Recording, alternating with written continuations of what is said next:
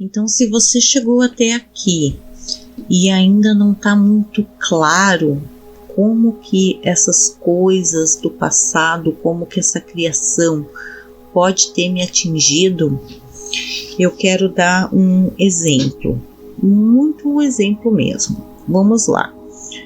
O inconsciente da gente é formado por emoções, sensações, lembranças, muitas vezes lembranças reprimidas, lembranças que a gente não conseguiu trazer para a consciência porque eram dolorosas, porque de alguma forma elas nos agrediam.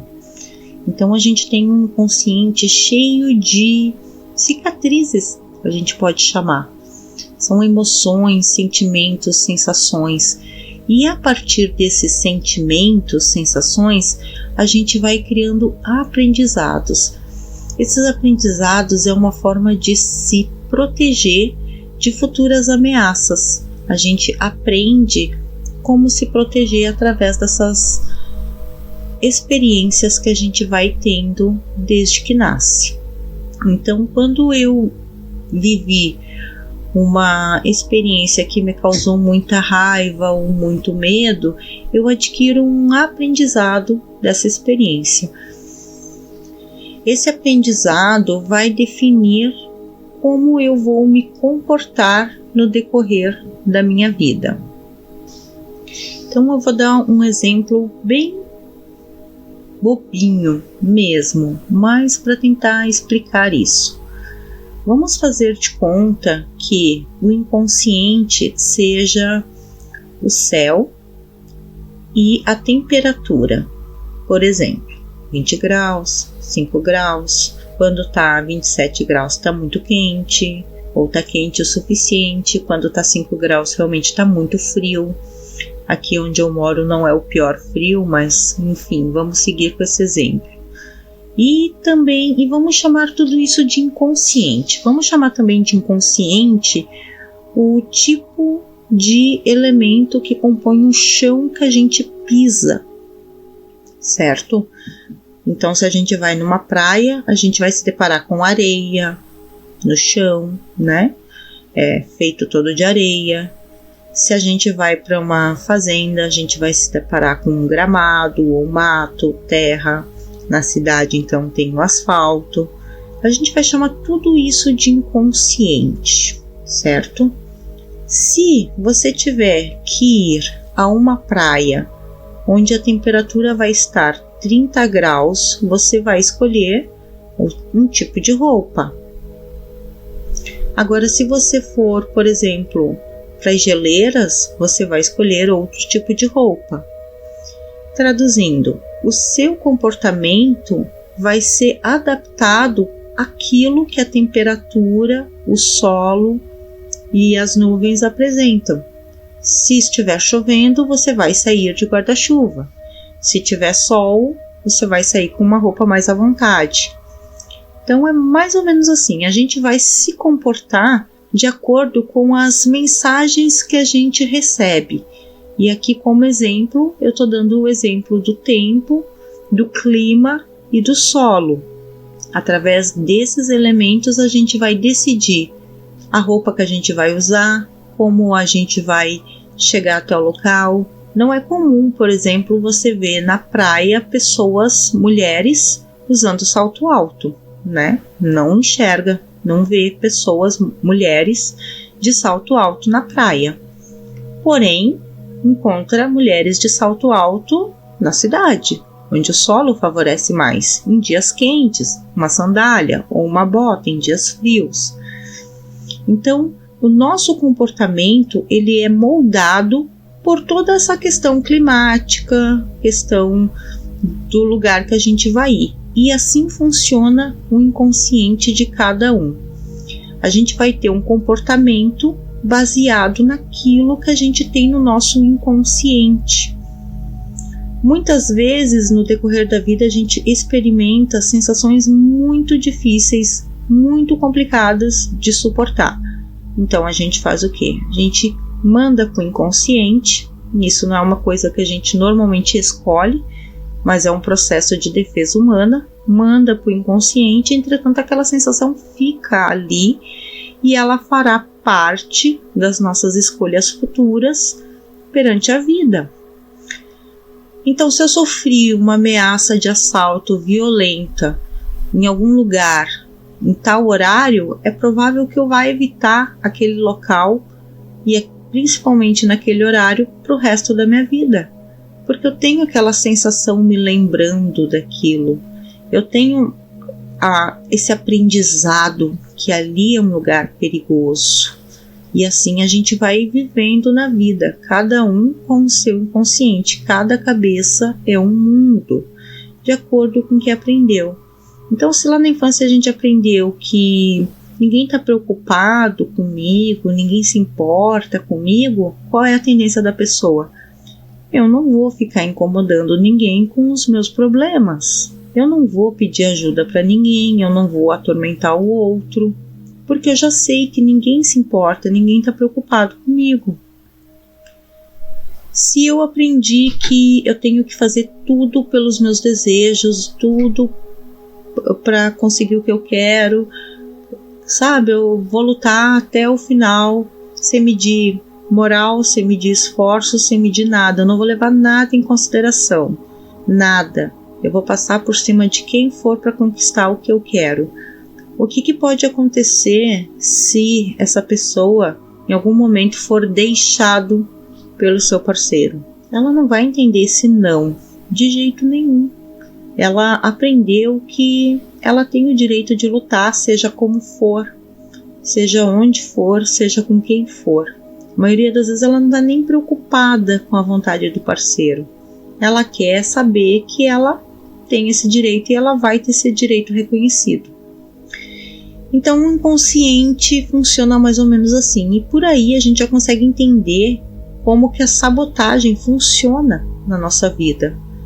Como é complicado a gente ter como nosso mentor o inconsciente que muitas vezes está cheio de aprendizados que não valem a pena carregar. Outra coisa assim bem interessante e muito relevante é o quanto que hoje, como adultos, a gente ignora aquilo que a gente realmente deseja, aquilo que realmente a gente sente, o quanto que a gente se encolhe para caber nas situações.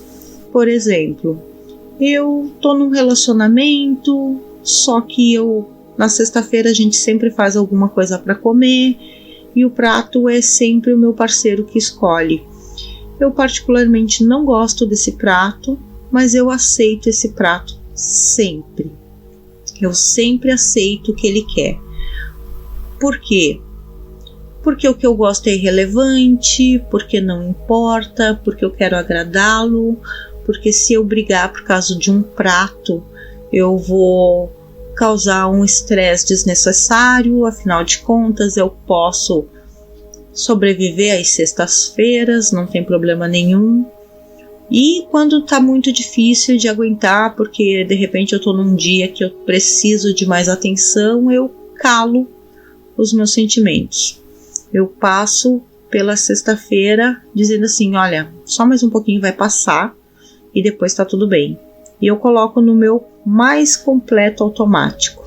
Eu vou lá, cozinho o prato que eu não gosto de comer, muitas vezes recebo os amigos dele que eu não gosto, toda sexta-feira, e eu finjo que tá tudo bem para mim.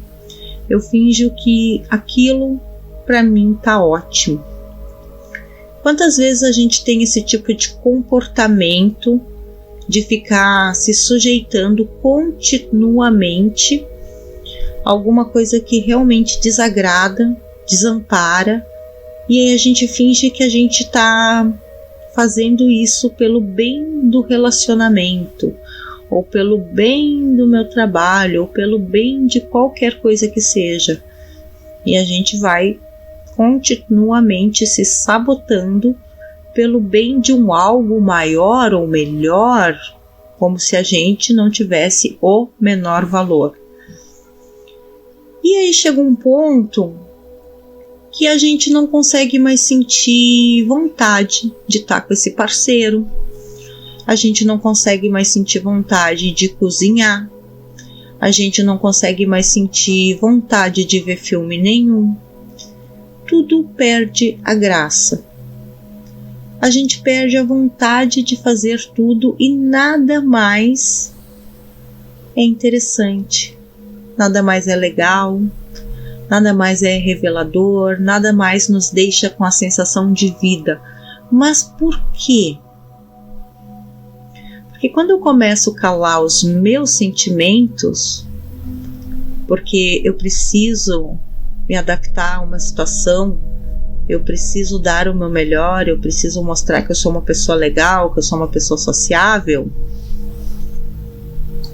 Quando eu começo a calar o meu desconforto em fazer algo continuamente, essa palavra é bem importante, continuamente, porque um relacionamento a gente entende o equilíbrio.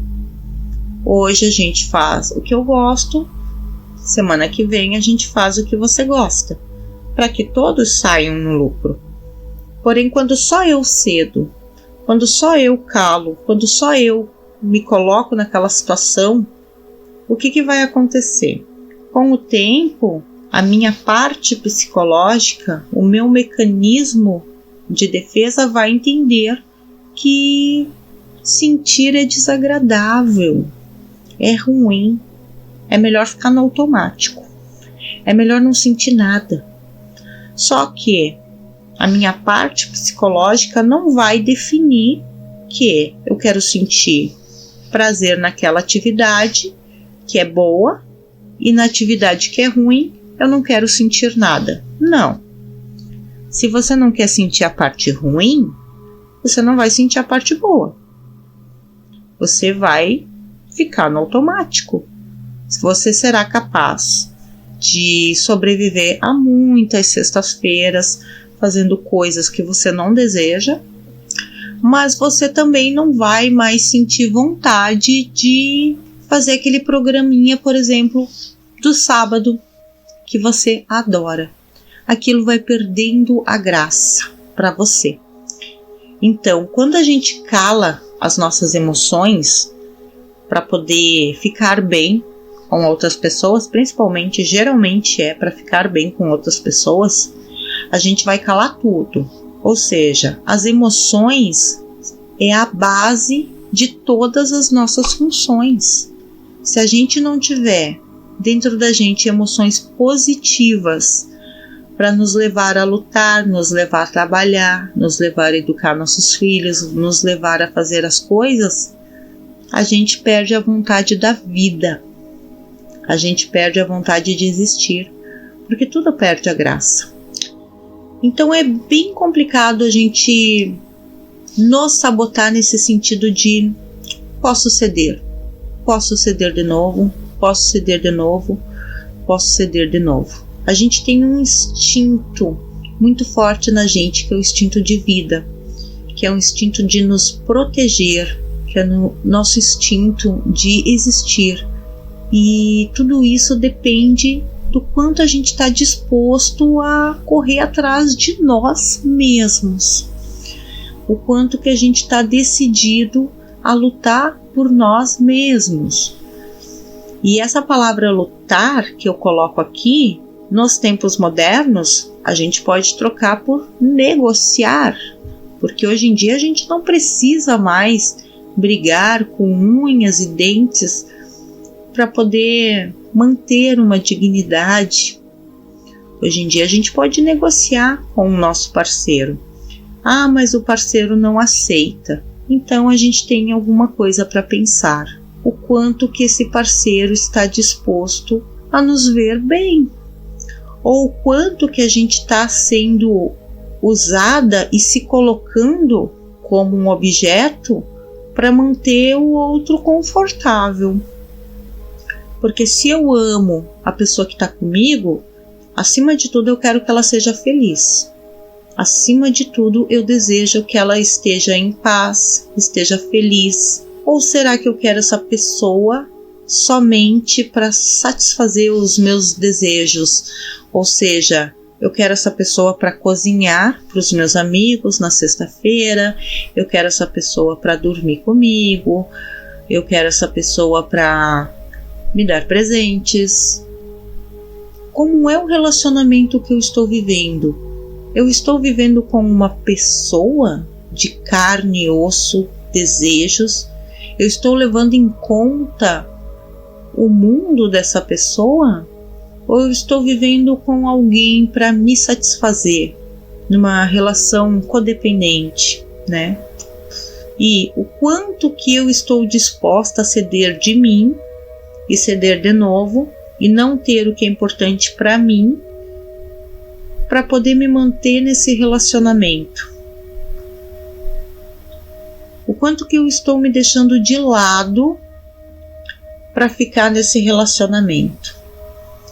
E aí é bem comum as pessoas dizerem: ele faz essas coisas que não são legais, que me magoa, mas ele faz outras coisas que me deixam muito feliz. Tudo bem, equilíbrio.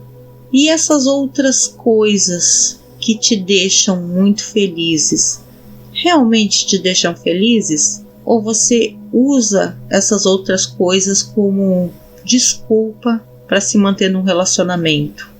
Porque a ideia aqui é falar das nossas necessidades, das coisas que eu preciso, o quanto eu calo o que eu preciso, o quanto que eu saboto a minha própria existência. O que eu ganho de bom desse relacionamento? Está de acordo com aquilo que eu preciso? Ou são presentes que só servem para alimentar o meu ego? Ou são objetos descartáveis que na verdade perdem o valor depois de um mês? Porque existe uma diferença enorme entre eu estar com uma pessoa e ter um relacionamento com ela que me alimenta, que eu me sinto nutrida, que eu me sinto ouvida, que eu me sinto valiosa, que eu me sinto importante, e estar com uma pessoa que fica me agradando para mim não ver os deslizes dela. Que tipo de relacionamento que eu estou vivendo?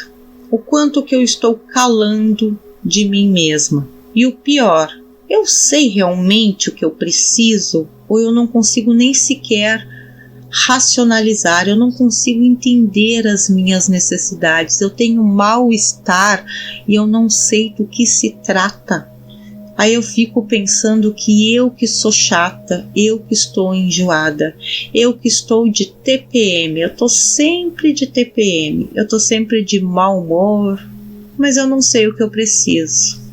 Mas eu paro para tirar um dia para mim, para entender o que está acontecendo comigo. Por que eu estou de mau humor? Porque também tem isso. Às vezes a pessoa não sabe nem do que ela quer, não sabe o que ela precisa, não consegue entender o que está acontecendo com ela, mas ela quer que o outro adivinhe.